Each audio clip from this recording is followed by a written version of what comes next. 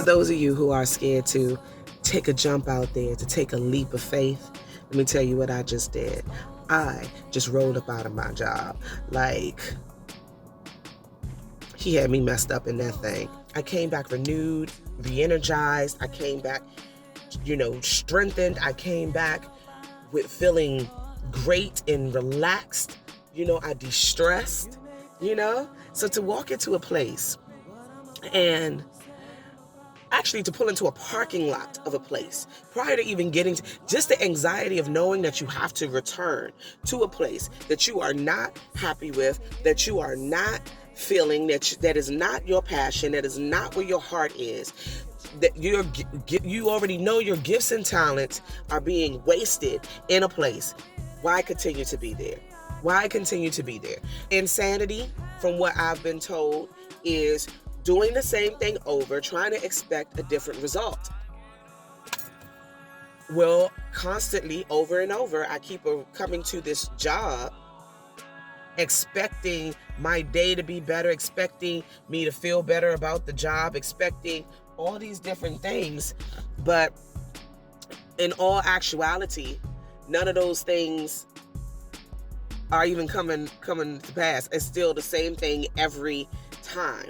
I'm miserable, don't want to be there, not being that productive. I'm stressed. I get anxiety. All of that stuff. And that's because I knew long time ago, when I prayed and asked God for direction, I already knew I was supposed to have been gone. But I'm going to hold on. Oh, Lord, I'm going to hold on just a little bit more. Lord, I want to do this. Lord, Lord, will you let me? And Lord said, yes, I'm going to let you till you get tired of it. And then when you get tired of it, I'm going to be right here for you to come back and tell me how tired you are of it. And then I'm going to remind you of the time that I told you, the times that I told you not to return, the times that I told you to leave. So I say times like that because it was times. This is not a one-time thing. God was like, yes, leave. This is what I want you to do. And I didn't do it and he said nothing else. No, he was like this, tapping on my shoulder like, hey. And then eventually he said, okay, this is what you want? Because I love you, I'm going to allow you to have what you want. But also because I love you, I'm going to wait right here. But when it doesn't work out, I'm going to catch you before you fall. I'm going to sit you back on your feet.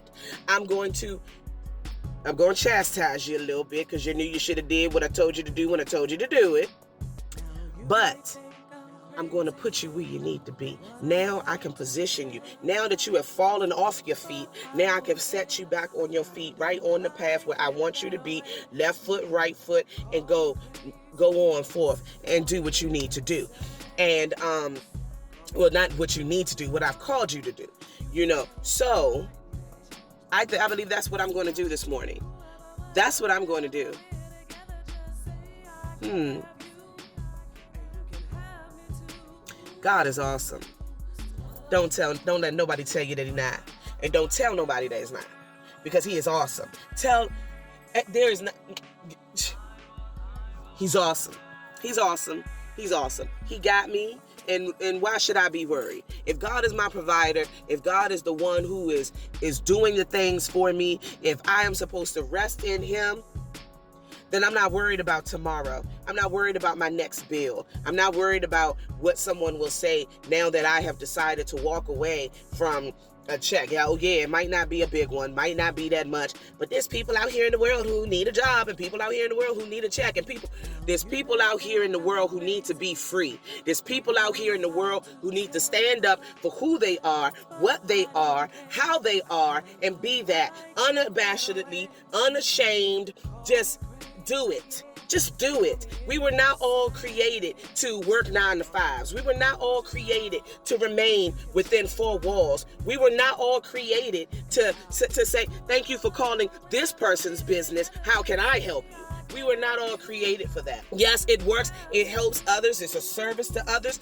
But when you are given a gift and a talent, and you got that thing burning in you, and you feel your spirit man being vexed, and for those who don't believe, when you feel frustration rising up in you every time, no matter how you try to approach the day at this establishment this place that you call work, and it doesn't happen, and you still feeling all of this stuff happening, then guess what, boo? You in the same boat as me. You ain't supposed to be there. You even was supposed to head left. You were supposed to do something differently. There's a reason for everything, like people say. There's a reason for everything. There's a reason you feel the way you feel, and anxiety and stuff before going to a job. There's a reason that you feel these things when your boss steps into a room. It's a reason that you feel depressed just thinking about the next morning you have to get up and go into this place. Been there, done that, ain't doing it no more. All right? So, yeah, I'm nervous. Yeah, I'm scared. Yeah, but courage is doing it afraid. Courage is still stepping out there and carrying fear with you until fear decides to fall off because it ain't going to hold you back there. Fear likes to remain where it's at. Excuse me. Fear likes to remain where it's at. And I'm not remaining back there with fear. I'm leaving fear. I'm dropping fear off here.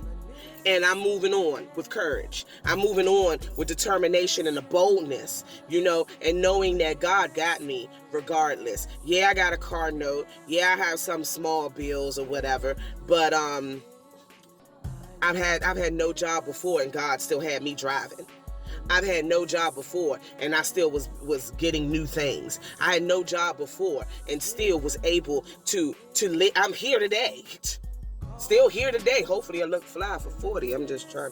Oh, back to the subject. But I refuse to live a life where I'm being treated the wrong way for somebody who is not being considerate of the fact that they already know I'm somewhere I didn't want to be. I didn't keep that to myself. I let that be known. And I thank you for listening. Let's do this. We're going to do this together.